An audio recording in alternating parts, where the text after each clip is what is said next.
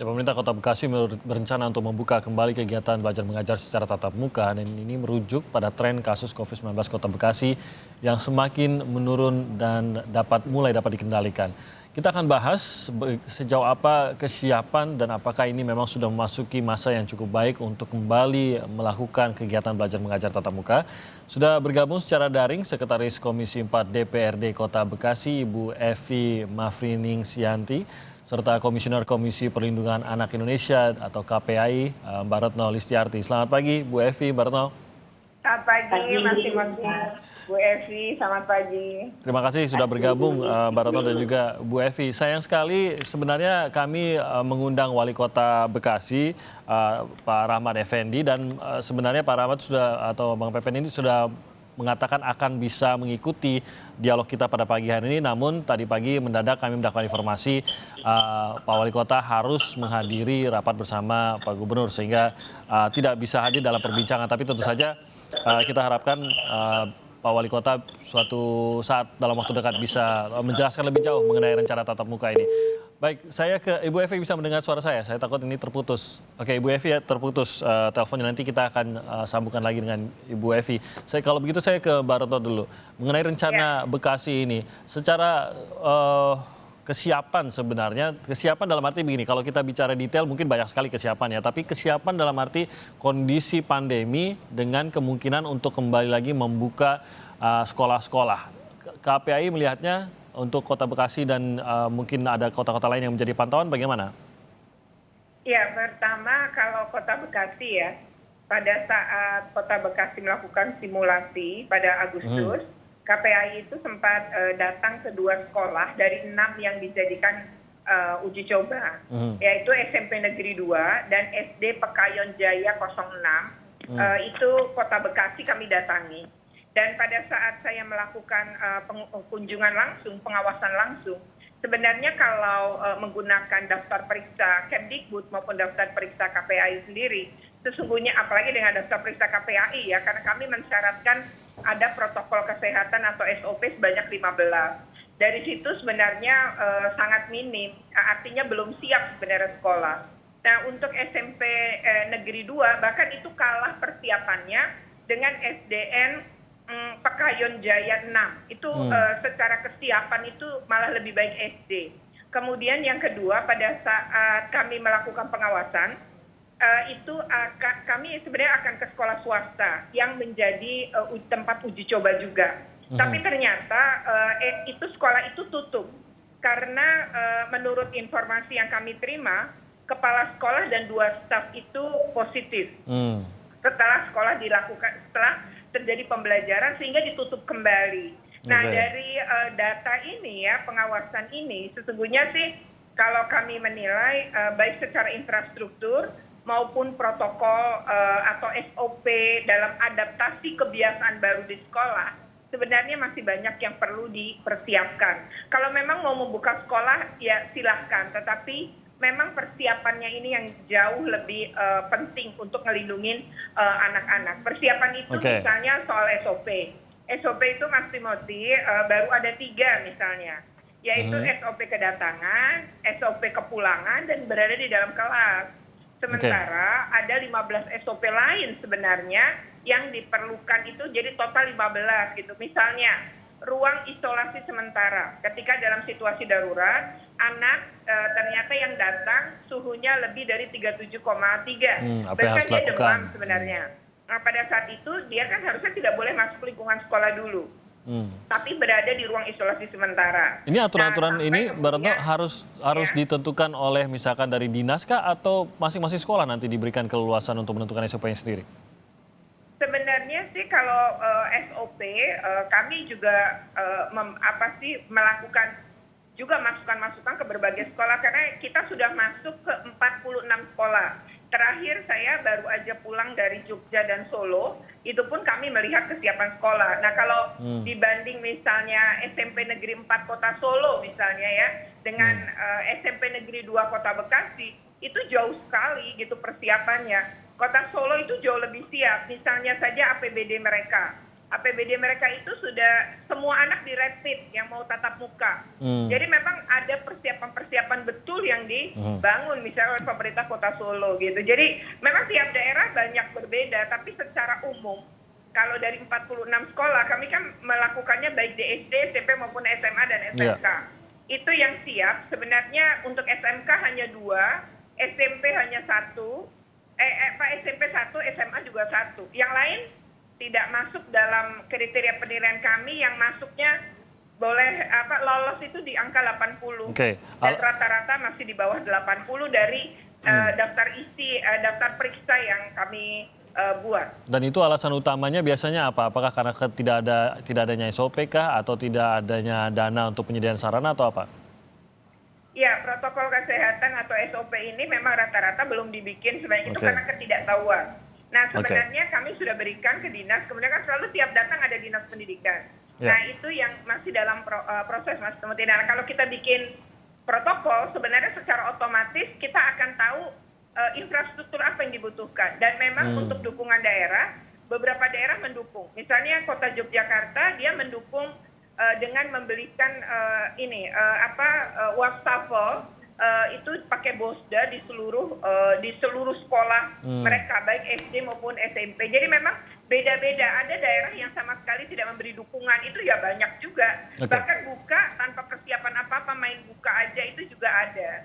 Dan justru akan bisa berbahaya bagi murid-murid ya kalau tanpa persiapan apa-apa. Baik, saya ke Ibu Evi. Bu Evi, bisa mendengar suara saya? Ya. Bu Evi, boleh dibagi juga pendapat dari DPRD sejauh ini terkait dengan rencana pemerintah Kota Bekasi untuk bersiap lagi memulai kegiatan belajar mengajar tatap muka ini?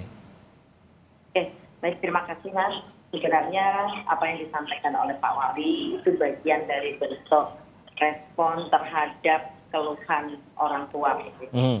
Dan beberapa sekolah yang mengajukan untuk membuka KBM tatap muka. Tapi sekali lagi, tentu ini harus ada kajian-kajian yang mendalam. Oleh karena itu, Dinas Pendidikan dalam hal ini sedang menyiapkan strategi-strategi terkait dengan prosedur yang harus dipatuhi untuk KBM tatap muka. Meskipun sebenarnya Mendikbud sendiri sudah mengeluarkan buku panduan terkait dengan KBM tatap muka di tahun ajaran 2020. Di situ sudah jelas disebutkan terkait dengan masa transisi, kemudian masa new normal, itu semua sudah ada ketentuan-ketentuannya. Jadi sebenarnya secara SOP untuk KBM tatap muka itu sebenarnya sudah ada panduannya. Dan oleh karena itu diturunkan nanti lewat perwal oleh wali kota terkait dengan prosedur yang adopsinya dari panduan KBM tatap muka dari Mendikbud. Bisa dibilang apakah Bekasi sudah siap begitu untuk melakukan kegiatan belajar mengajar ini? Tentu kesiapan ini harus didukung oleh semua pihak. Stakeholder-nya tentu baik pemerintah daerah, dinas pendidikan, sekolah, komite sekolah, dan seluruh elemen masyarakat. Karena sekaligus juga ini merupakan fungsi kontrol untuk pelaksanaan pembelajaran di Kota Bekasi. Demikian juga untuk DPRD, khususnya di Komisi 4 yang langsung membidangi bidang pendidikan, tentu kita harus bersinergi untuk melakukan monitoring dan evaluasi terkait dengan permintaan dari orang tua maupun sekolah untuk KBM tatap muka. Tapi sekali lagi, pentingnya kerjasama dan sinergi ini juga harus didukung oleh Satuan Tugas COVID-19. Di wilayah-wilayah yang memang diperbolehkan dan diizinkan masuk dalam zona hijau untuk diberikan izin pembukaan pembelajaran tatap muka. Sejauh ini Bu, pendapat DPRD terkait dengan kajian yang masih dilakukan untuk melihat sekolah-sekolah mana yang bisa dibuka, apakah memuaskan ini kinerja paling tidak dari dinas maupun dari sekolah-sekolah terkait? Saat ini sebenarnya masih dalam tahap diskusi dan tahap persiapan untuk menyusun strategi. Karena jangan sampai ketika misalnya kita izinkan misalnya dari dinas pendidikan mengizinkan untuk sekolah KBM tatap muka, sementara prosedur kesehatannya tidak dipenuhi, tentu ini tidak diperkenankan. Nah, oleh karena itu sinerginya juga harus dari pemerintah daerah, terutama juga dinas kesehatan harus juga melakukan monitoring terkait dengan proses pembelajaran di sekolah-sekolah. Oke, Mbak Retno, kalau dari kerjasama ini kan sebenarnya seperti dikatakan Ibu Evi tadi memang menjadi sangat-sangat penting, tapi kita bukan hanya maksudnya bukan mau meragukan bagaimana kinerja antar bagian-bagian yang harusnya menjadi pengawas maupun pelaksanaan ini, tapi seringkali ini yang justru menghambat dan karena terdesak oleh waktu akhirnya tetap dilakukan walaupun belum selesai begitu misalkan persiapan maupun kajian-kajiannya. Oke lah kalau ada sebagian sekolah yang selesai, tapi sebagian sekolah ternyata tidak. Sebagian sekolah yang tidak ini, kalaupun angkanya kecil, tetap saja ini melibatkan nyawa anak-anak kita begitu. Bu Retno, bagaimana agar menjamin siapa yang bisa benar-benar mengawasi tidak ada satupun anak yang akan terpapar resiko pada saat KMB ini dimulai lagi? Iya, pertama menurut saya ini kan harus ada persepsi yang sama ya antara dinas pendidikan, kemudian dengan sekolah gitu ya, kemudian menggunakan panduan yang sesungguhnya ada. Tetapi panduan yang ada, Kemdikbud sendiri sebenarnya tidak menyebutkan protokol kesehatannya itu secara rinci apa saja. Namun secara umum saja, kalau untuk melindungi sesungguhnya memang ada sekitar 15 protokol. Dan itu sebenarnya KPAI sudah mengajukan ke Kemdikbud juga untuk itu ikuti sosialisasi. KPAI juga melakukan sebenarnya itu ke setiap daerah. Kami selalu mensosialisasi dan setiap kepala daerah atau kepala dinas pendidikan yang kami kenal, kami akan kirimkan sebenarnya SOP atau protokol itu untuk bisa diadaptasikan di daerah. Nah, kalau bagi KPAI sebenarnya zona itu di Indonesia justru meragukan. Karena zona hijau, kuning atau apapun itu kan hanya harusnya ketentuannya banyaknya tes. Nah, tracking test itu sebenarnya di Indonesia itu yang memenuhi syarat WHO kan hanya DKI Jakarta.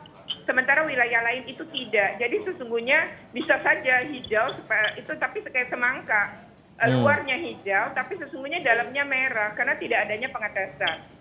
Oleh karena itu untuk ngelindungin anak-anak gitu ya akhirnya kami berpikir nggak mau lihat zona tapi melihat bagaimana persiapan daerah dan sekolah. Makanya kami mendorong 5 siap. Jadi daerah harus siap, sekolah siap, gurunya siap. Ya kalau gurunya aja nggak pakai masker atau tidak betah pakai masker gimana anak-anak nanti kan misalnya. Lalu orang tuanya siap ya karena nanti tidak akan ada kantin, tidak akan ada anak harus diantar misalnya ke sekolah, tidak naik kendaraan umum. Nah berarti kan orang tua harus siap dan yang terakhir adalah anak siap. Jadi kalau daerah belum siap atau salah satu dari sini belum siap, ya sekolahnya ya sebaiknya ditunda meskipun wilayah itu zonanya hijau tapi sekolahnya nggak siap, ya jangan dibuka. Tapi kalau zonanya misalnya orange tapi sekolahnya sangat siap dengan protokol dan infrastruktur serta kebiasaan baru ini sudah diperkenalkan, maka menurut kami itu tentu sudah bisa justru dibuka gitu ya. Jadi jangan akhirnya tidak melihat zona ini ya Mas Timothy, tapi kesiapannya seberapa. Jangan sampai kayak Amerika Serikat ya, 2 minggu buka sekolah langsung 97.000 kasus.